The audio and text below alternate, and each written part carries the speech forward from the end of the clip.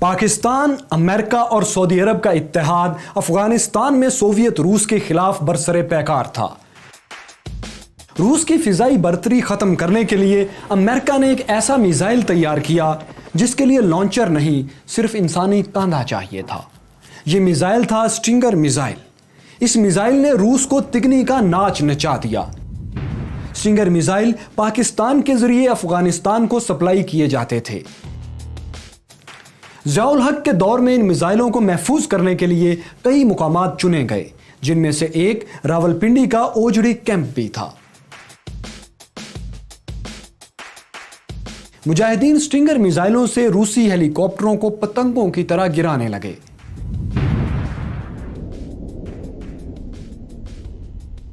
روسی فوج کا مورال 8 سال سے جاری جنگ میں پہلے ہی بہت گر چکا تھا۔ پاکستان کی شاندار انٹیلیجنس، مجاہدین کے تابڑ توڑ حملوں، امریکہ اور سعودی عرب کی معاشی مدد سے چلنے والی افغان جنگ میں سٹنگر میزائل وہ آخری ہتھیار تھا جس نے سوویت ریچھ کی کمر توڑ کر رکھ دی۔ سٹنگر صرف سوویت روس کے لیے ہی تباہی نہیں تھا، بلکہ پاکستان میں بھی اس نے غارت گری کی۔ وہ اوجڑی کیمپ جہاں سٹنگر میزائل جمع کیے گئے تھے 10 اپریل 1988 کو دھماکے سے پھٹ گیا۔ راولپنڈی کے باسیوں کے لیے 10 اپریل کا دن قیامت سے کم نہیں تھا۔ میزائل پھٹنے کی آوازیں اور آسمان سے برستی آگ ایک خون ریز جنگ کا منظر پیش کر رہی تھی۔ جب یہ بارود کی بارش تھمی تو راولپنڈی میں 103 افراد جان کی بازی ہار چکے تھے، جن میں بعد کے وزیر اعظم شاہد خاقان عباسی کے والد گرامی بھی شامل تھے۔ سوویت روس کے لیے اس جنگ کی مالی اور انسانی قیمت برداشت سے باہر ہو گئی تو اس نے واپسی کا فیصلہ کر لیا۔ اپریل 1988 میں پاکستان، افغانستان، روس اور امریکہ کے درمیان جنیوا میں ایک معاہدہ ہوا۔ اس میں طے پایا کہ پاکستان اور افغانستان ایک دوسرے کے معاملات میں مداخلت نہیں کریں گے۔ مہاجرین کو افغانستان واپس بھیجا جائے گا اور رشین آرمی فروری 1989 تک افغانستان سے نکل جائے گی۔ روس نے معاہدے کی پاسداری کرتے ہوئے افغانستان خالی کر دیا۔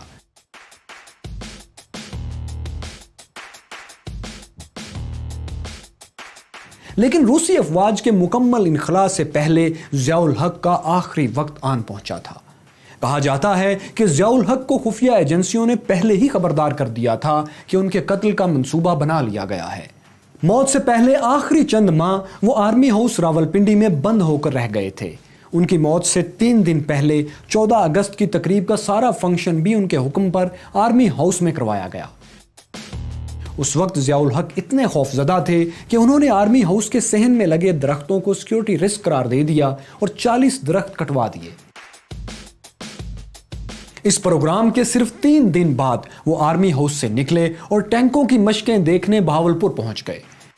واپسی پر امریکی سفیر اور امریکی ملٹری اتاشی بھی ان کے ہمراہ C-130 طیارے میں سوار ہوئے۔ مشقیں دیکھنے والوں میں vice army chief general Mirza Aslam Beg بھی شامل تھے، لیکن چونکہ وہ اپنے الگ طیارے میں آئے تھے اس لیے وہ واپسی پر ضیاء الحق کے ساتھ نہیں تھے۔ جنرل ضیاء الحق کا طیارہ اڑان بھرنے کے کچھ ہی دیر بعد بہاولپور کی ایک بستی لال کمال میں گر کر تباہ ہو گیا۔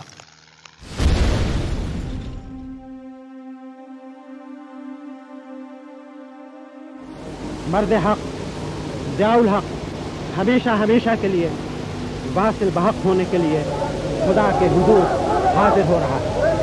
انا للہ و انا الیہ راجعون۔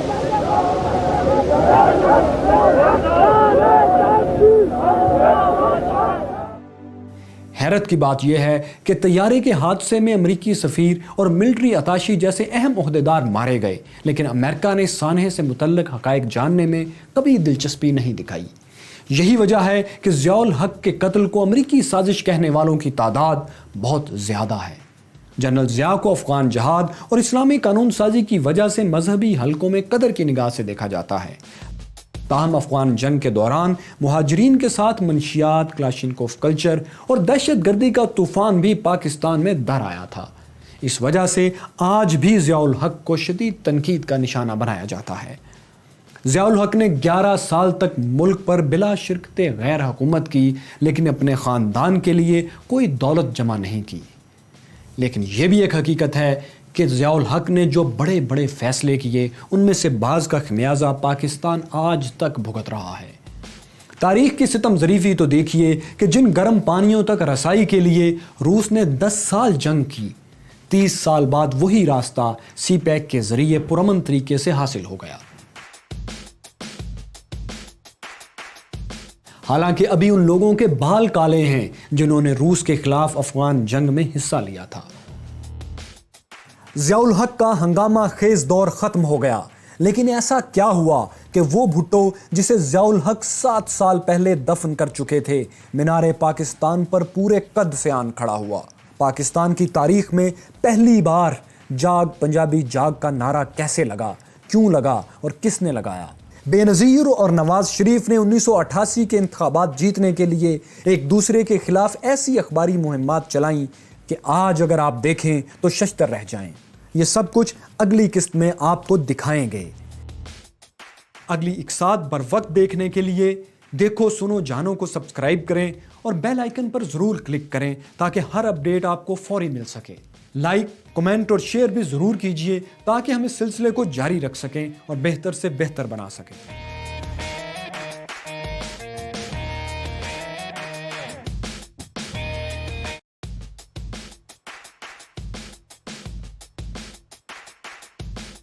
پاکستان، امریکہ اور سعودی عرب کا اتحاد افغانستان میں سوویت روس کے خلاف برسر پیکار تھا۔ روس کی فضائی برتری ختم کرنے کے لیے امریکہ نے ایک ایسا میزائل تیار کیا جس کے لیے لانچر نہیں، صرف انسانی کاندھا چاہیے تھا۔ یہ میزائل تھا سٹنگر میزائل۔ اس میزائل نے روس کو تگنی کا ناچ نچا دیا۔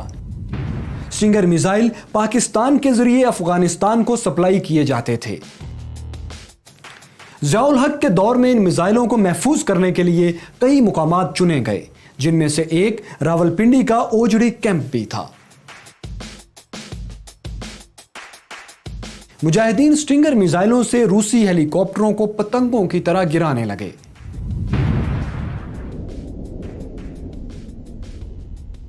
روسی فوج کا مورال 8 سال سے جاری جنگ میں پہلے ہی بہت گر چکا تھا۔ پاکستان کی شاندار انٹیلیجنس، مجاہدین کے تابڑ توڑ حملوں، امریکہ اور سعودی عرب کی معاشی مدد سے چلنے والی افغان جنگ میں سٹنگر میزائل وہ آخری ہتھیار تھا جس نے سوویت ریچھ کی کمر توڑ کر رکھ دی۔ سٹنگر صرف سوویت روس